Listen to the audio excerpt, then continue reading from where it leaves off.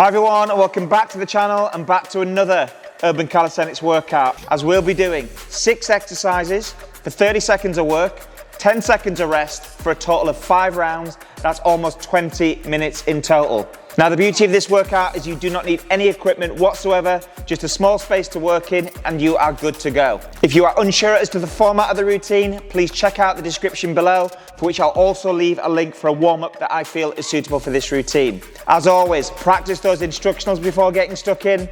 That's enough from me. Let's see what's in store. So for the plank tuck pike combination, you're going to start by moving into a plank support position, making sure your forearms are parallel and doing your absolute best to avoid the hands coming together like so. So keep that separation on the hands where you can. From here and in the support position, make sure your shoulders are stable, your abs are pulled in and your pelvis is tucked under. From here, I'm going to work into my tuck position by hopping both knees in towards the arms, keeping that pressure on the forearms as best you possibly can. And then from here, you're going to work into your pike, getting the legs as straight as possible, still offering some pressure through the forearms. From here, I'm going to return back into the tuck position and then move into the plank support position. So into the tuck, hopping in, lock the legs in the pike, drop down into the tuck, and then return into your plank.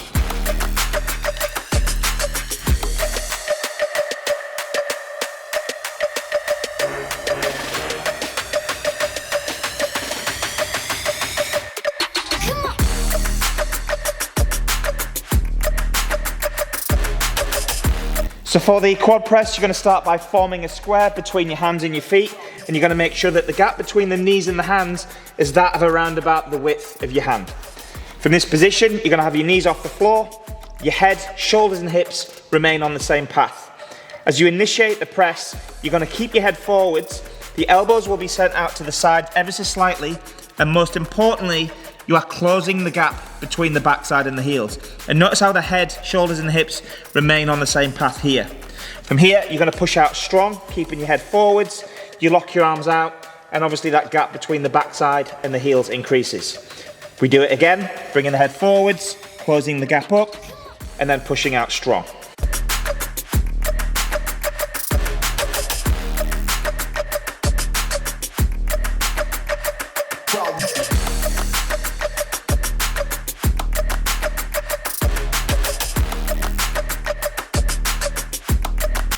So for the pike triangles, you're going to start by moving into a support position, bringing the shoulders slightly in front of the wrists. From here, the shoulders will be stable, the abs will be pulled in, and the pelvis will be tucked under ever so slightly.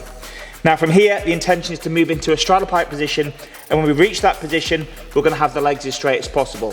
If you can't straighten the legs because the hamstrings are tight, then you won't travel as far into that straddle pike position. So from here, keeping the weight forwards, we can soften the knees ever so slightly and then move into our straddle pike position. Just making sure you're keeping the weight through the shoulders. From here, you move into a normal pike, bringing the feet together, and again, keeping the weight through the shoulders. And then we have to go back to our straddle pike position before moving into the support. So again, weight forwards, compress the floor, straddle pike, pike, straddle pike, support.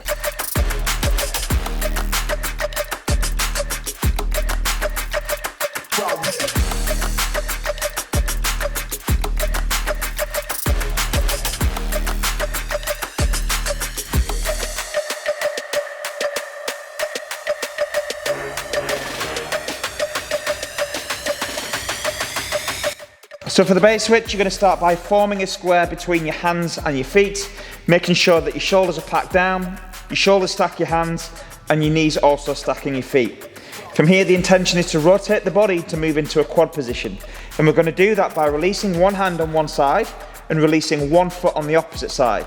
From here, you're going to be bringing this leg underneath the body and bringing the hand to the floor at the same time as bringing the foot to the floor and moving into your quad position. And in your quad position, just make sure your shoulders and your hips are on the same path. From here, you're going to make your way back to your start position by releasing those same limbs, so right hand and left foot, and moving back into your start position. Then you do the same on the opposite side. So opposite hand and foot, leg moves underneath the body, and you move into your quad position. Release the same limbs to go back to the start position.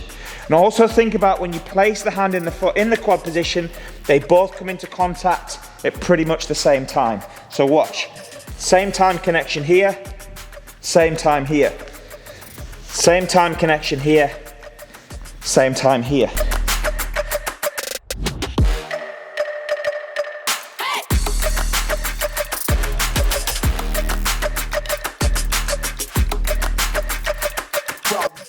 So for the push-up, you're going to start by moving into a support position, setting the hands up to around about shoulder width, maybe a little bit wider, but bringing the shoulders over the top of the wrists like so. From here, the shoulders will be stable, the abs will be pulled in, and the pelvis will be tucked under. As you work on the press, you're going to hold on to that tension throughout the body as you work into your press. So keeping the head forwards, I'm going to break the floor, bringing the chest to the floor, and making sure the hips move down with the shoulders. Once you reach that end point, we're going to push out strong, stabilize the shoulders in that top position, and then repeat.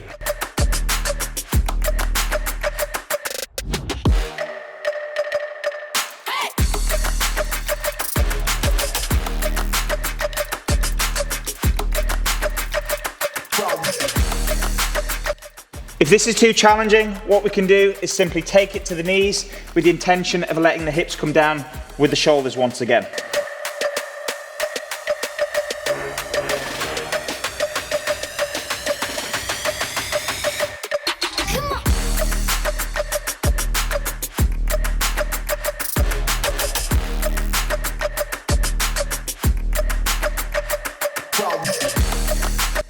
So for our alternating tuck to L's, you're going to start by moving into an L position, placing one hand either side of the hips. From here, I'm going to press down through the floor, locking the elbows, depressing the shoulders, and as a consequence, the backside should lift off the floor. If this doesn't happen, you can get yourself a set of yoga blocks, placing one either side of the hips, and that should do the trick.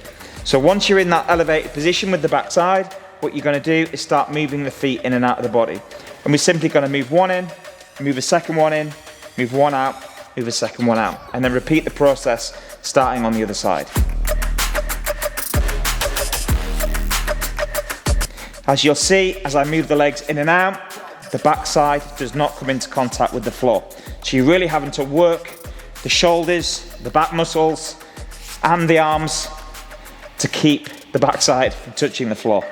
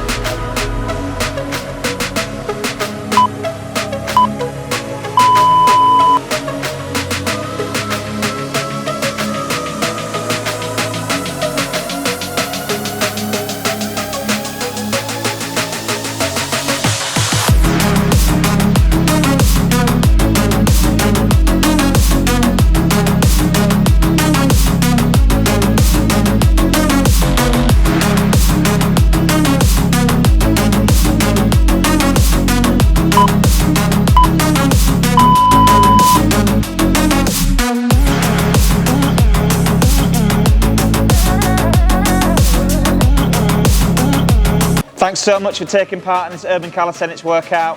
I hope you had a great time challenging yourself and breaking a sweat. If you did find this workout useful and beneficial, please give me a like and most importantly, subscribe to the channel. Keep up the great work, stay motivated, and I'll see you on the next workout.